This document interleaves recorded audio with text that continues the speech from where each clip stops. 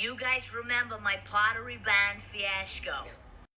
So I have a little insider scoop on this. I do not work for Pottery Barn, but I do own Design Broker, which is a shopping service. We broker deals on luxury home furnishings for our members, and we do a ton of business at Pottery Barn. And to be completely honest, many of my members have had this exact same issue with Pottery Barn. However, it's not the COVID excuse.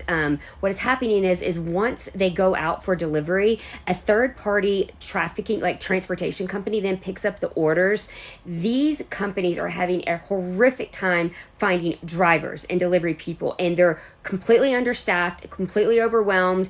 Many of them are working, no exaggeration, 5 a.m. to 10 p.m. at night. I've had deliveries. And if you're not home, they take it back and then it gets brought back to the warehouse, mislabeled, and completely lost because they just don't have enough time to do the work properly. And this isn't an excuse. I'm just letting you guys know what's happening and why so much is getting lost.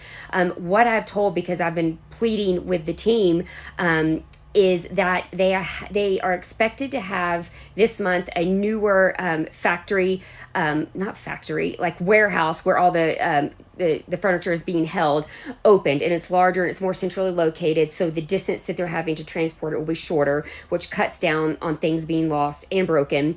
And then in January they're expecting to have ironed out a lot of these problems. It's also for Pottery Barn and West Elm.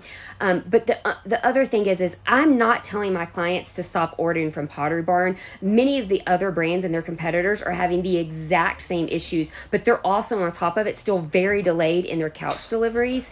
And so what is happening, they just can't find enough delivery people, and they're not actually doing a good job at it, the ones that they are finding. So let's all keep our fingers crossed that this improves next year like the plan is and get back more on track. Sorry.